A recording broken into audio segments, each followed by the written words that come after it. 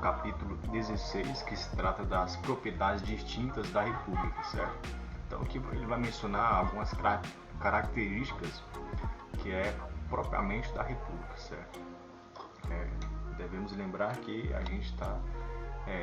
esse livro é sobre a corrupção, então você deve associar o que ele menciona aqui, né, com a corrupção de um determinado país, né? As propriedades distintivas da República é o quê? É de natureza da República ter apenas um território, né? Um território pequeno, porque sem isso fica de governar, né? Então, a gente deve lembrar o que já foi dito, se não me engano, sobre a monarquia, que um governo que tenha um grande território fica difícil de governar, a não ser que divida cada território em pequenos estados, né? Pois bem, numa grande república, ele vai dizer, né, há grandes fortunas, certo? E por conseguinte, pouca amor dos espíritos. Então, onde houver muitas fortunas, a virtude ficará muito suspeita em determinados assuntos, em determinadas circunstâncias, né? Desde que a pessoa se firme nos seus princípios, né? De modo que a gente deve lembrar, se o princípio do governo for firme, né, o governo se mantém ali por muito e muito tempo, né? Então, quando a virtude se mantém, como a princípio da democracia, né?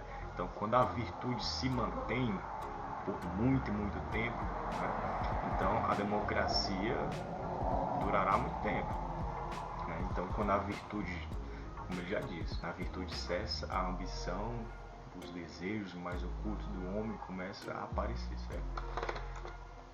Então, aqui onde há muitas grandes fortunas, né, numa grande tarifa, então haverá também grandes depósitos, né, nas mãos desses cidadãos, certo?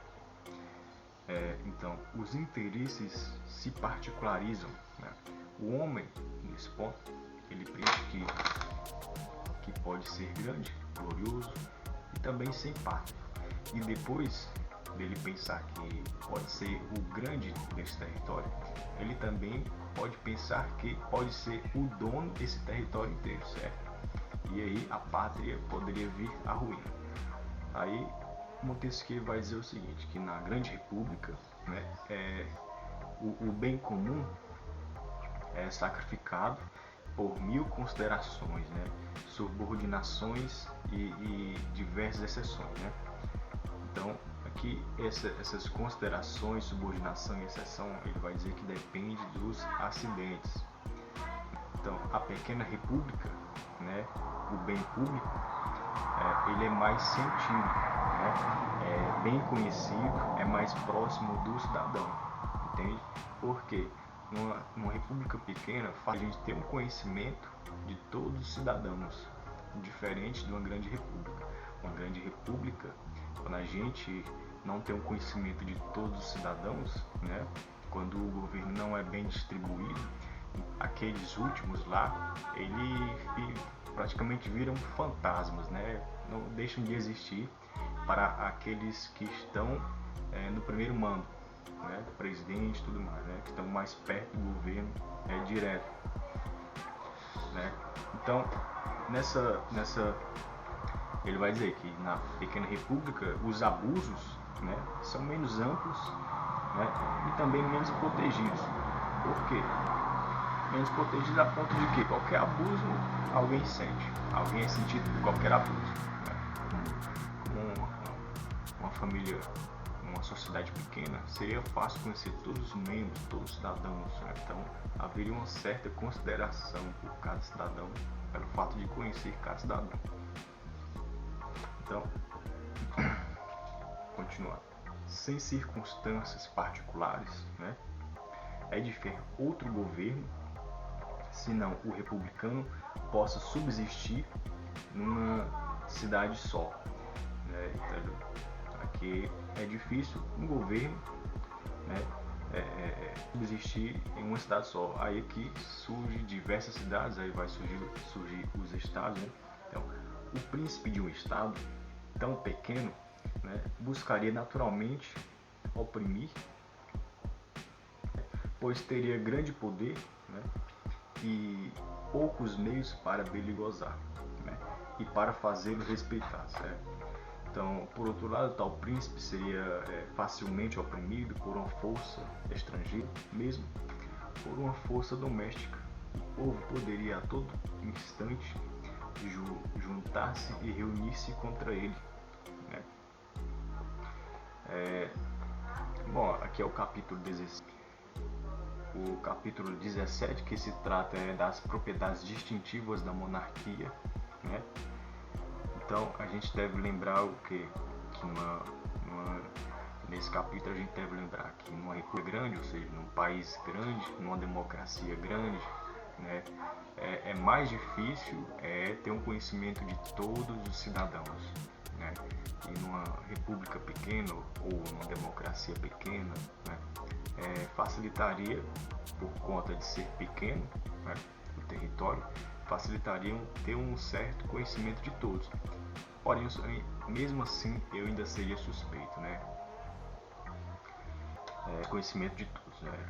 Sempre um ou outro escaparia, né, dos olhos de quem governa, e sempre escapa, né? Porque em certo ponto é muito difícil haver esse que seja tão virtuoso, tão justo para olhar a todos, né? Pois bem, capítulo 17, que se trata das propriedades distintivas, né, da monarquia, né?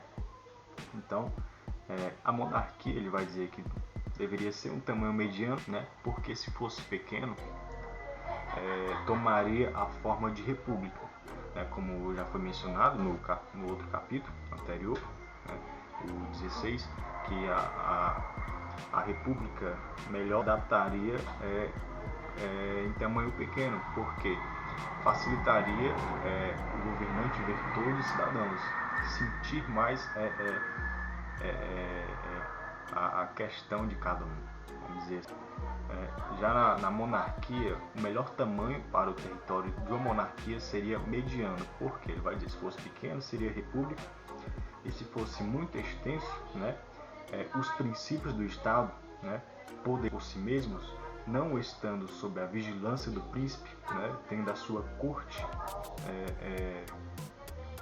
fora da corte do príncipe, protegidos pelas leis e pelos costumes contra as execuções rápidas, poderiam cessar de obediência. Então, de um modo geral, se uma monarquia tivesse um território muito extenso, deveria ter ou poderia uma corte fora da corte principal do príncipe, realmente, que aí se dividiria em estados, no caso, né? E isso aí facilitaria muito a esses estados, a essas outras corteiras, né, a um tomada de poder do próprio príncipe, né? Então, porque ele está dizendo o seguinte, porque o príncipe ele detém o poder soberano, certo? Na monarquia. Então, é muito difícil uma só pessoa saber de tudo. Então, ele, como já foi mencionado, repetindo aqui, que ele quer pessoas que sejam olhos e ouvidos dele, certo? Pensem como ele, que façam tudo como se fosse um príncipe também, né? Então, quando se tem uma corte, essa corte para um estado, quando não se sabe muito, quando se tem uma corte muito distante da corte do príncipe e que esse príncipe não saiba ou as informações não chegam constantemente de como sendo governada essa corte, então ficando longe a vigilância do príncipe, então aí facilitaria essa outra corte tomar o poder do próprio príncipe, né? Então isso se em caso a monarquia for extensa demais. Então a melhor monarquia seria a mediana, né? Então, continuando, o pronto estabelecimento do poder Estado, né, é remédio que nestes casos podem impedir a dissolução para que não haja uma desgraça depois da expansão, né? Então é preciso um restabelecimento de um poder toda vez que, vamos dizer, toda vez que há uma tomada de um novo território, em que esse território compõe agora a corte do príncipe, né? A gente pode até lembrar da Alexandre o Grande, né? Que também houve muita corrupção, né? Então houve dissoluções depois que ele faleceu, né? Não só depois de ter falecido, até no tempo dele, na época em que ele estava vivendo, ele tomou muitos territórios, certo? Então cada novo território para ele era como se fosse o estado de Alexandre, entende? Então a cada novo estado que ele tomava, ele deveria colocar regras, estabelecer regras de um poder, de um certo poder ali, para que não houvesse pessoas que desejariam, de certo, tomar o poder, né? E isso sempre há, né? Quando não se tem variáveis como olhos e ouvidos do príncipe, no caso. Isso aqui é corrupção da honra. A honra é uma coisa muito importante para a monarquia, certo? A honra é o princípio da monarquia. Então, ele vai mencionar aqui, para finalizar esse ponto, que é o que correm os rios, né, para misturar-se ao mar, né?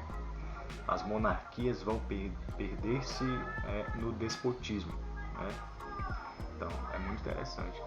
Todo rio corre para o mar, assim como a monarquia se perde no despotismo. Então um certo cumprimento das leis, né, de uma monarquia, quando o território é muito extenso, às vezes até confundo realmente, às vezes em vez de falar território, né, a gente pode o estado, a extensão do estado, mas é possível que realmente há diferença, porque o estado já é um poder constituído, né, o território é outra coisa, eu acredito que porque é o seguinte, vamos lá, Alexandre toma um novo território, né? Então nesse novo território ele tem que delegar leis, regras, estabelecer postos e tudo mais, né? Depois que ele estabelece isso, seria o Estado, né? Ou não? O Estado é uma constituição de poder, né? Pois bem, aqui o capítulo 17, vamos dar início no 19, para finalizar, que se trata das propriedades distintivas do despotismo, né? Despotismo, a gente deve lembrar o princípio, que é o que no Peru, a educação no despotismo é voltada para desenvolver esse Peru. Então cada família aqui é como se fosse um império, como já diz Montesquieu, né? Então Montesquieu já inicia falando o seguinte, né, que um grande império supõe uma autoridade despótica naquele governo, né? Então é preciso que a rapidez das resoluções supra a distância dos lugares aonde estão sendo enviados, certo? Que o temor impeça a negligência do governador ou do magistrado distante, que a lei esteja uma só pessoa, né, que é o príncipe, né, e que mude sem cessar, como os acidentes que sempre se multiplicam no estado proporcionalmente à sua grandeza, né? Então a natureza do despotismo, a corrupção é uma coisa clara, faz parte da sua natureza, como já foi mencionado. Então aqui, como é um território muito extenso, vamos lá, deixou a Ásia praticamente, vamos lá supor, Alexandre tomou a Ásia, então a cada novo território deveria estabelecer um tipo de governo, né, e as ações dele para esse novo território deveriam ser tão rápidas a ponto de tomar a decisão, né, a ponto de não haver furos, né? Esses furos seriam eu diria corrupção, mas como a corrupção aqui faz parte da natureza, é para você ter ideia de que até no despotismo há um certo tipo de honra e um certo tipo de virtude. Então, bom, acho que a gente finaliza esse livro. Eu atrasei um pouco para fazer as gravações desse último livro, por conta de outros compromissos, né? Então, a segunda parte do livro que eu pretenderei gravar, que se trata da segurança, né? Então, esse outro livro vai trabalhar um pouco sobre a segurança do governo, a força defensiva e ofensiva, de justiça, liberdade, né? Então, acredito que seja bem interessante a gente trabalhar nele, né? Então, pessoal, quem gostou, comenta, compartilha, se inscreve, fique à vontade, tá bom? E até a próxima. Obrigado pela atenção de todos e acompanhe o canal. Obrigado.